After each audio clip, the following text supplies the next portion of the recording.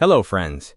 Imagine it is 6 a.m. on March 31st, 2026. You open your phone, and there is an email from Oracle leadership. It says your employment has been terminated. No phone call from your manager. No warning the night before. Just that one email. That morning, roughly 30,000 Oracle employees around the world got that same message. System access was cut almost immediately after. And then, just yesterday, on June 22nd, Oracle confirmed in its annual SEC regulatory filing that 21,000 employees were cut over the past 12 months, including jobs eliminated directly because of artificial intelligence. So here is the question worth asking. Why would a profitable company do this?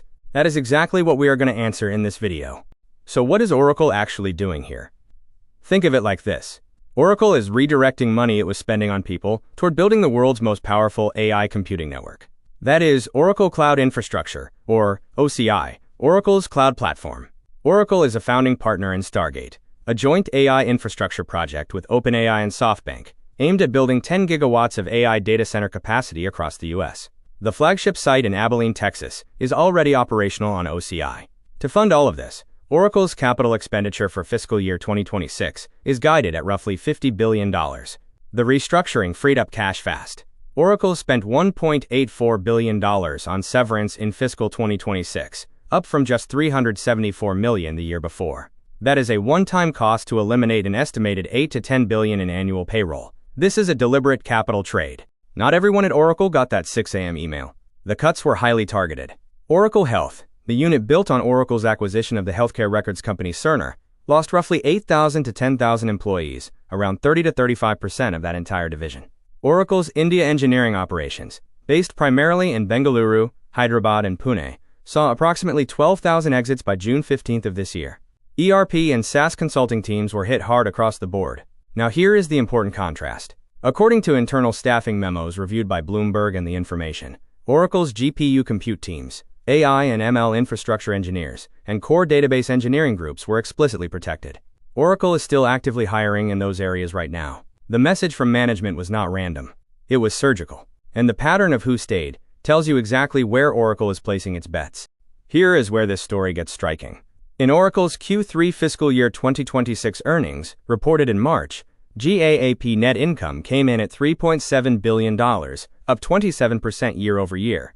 Oracle's remaining performance obligations, meaning contracted future revenue, hit $553 billion, up 325% year over year. Full fiscal year 2026 revenue reached a record $67.4 billion. This is not a company in trouble. It is a company reallocating capital on purpose. You can see exactly this same pattern playing out across big tech. Amazon cut roughly 30,000 corporate employees between late 2025 and early 2026. Microsoft cut approximately 15,000 in 2025. Accenture eliminated more than 11,000 roles through mid-2025. All of them while reporting strong revenue. The trade-off is deliberate. Headcount is the cost being traded for compute infrastructure. So what does this mean for you as a software engineer? Oracle's own actions tell the story clearly. Legacy database administration, manual ERP consulting, and repetitive SaaS operations work are the roles disappearing. The roles Oracle and its peers are racing to fill are GPU systems engineering, OCI cloud architecture, and AI infrastructure. And here is a concrete example of where the industry is heading right now. In March 2026, Oracle announced that it now has over 1,000 AI agents running live inside its Fusion application suite across finance, HR, supply chain, and customer experience. At that same event, Oracle launched AI Agent Studio, a full platform for building, connecting, and managing those agents. The engineers who understand how to design, deploy, oversee, and govern AI agent workflows are exactly who companies like Oracle are hiring for. That skill set did not exist at scale 3 years ago.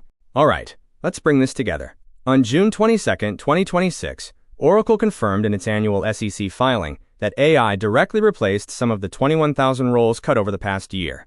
A 49-year-old company with record revenue and a $553 billion backlog did this on purpose. That makes Oracle a leading indicator, not an outlier. Every major tech employer is running the same calculation right now. So here are 3 concrete things you can do. First, learn cloud-native skills. OCI, GPU cluster architecture, and distributed compute are where the jobs are being created. Second, understand how AI agents work. Learn to design, deploy, and govern them. Oracle's AI Agent Studio is a real tool you can study today. Third, reframe your resume around outcomes that require human judgment. That is the durable edge. Thank you for watching. If this was useful, subscribe to Webronaq for more videos just like this one.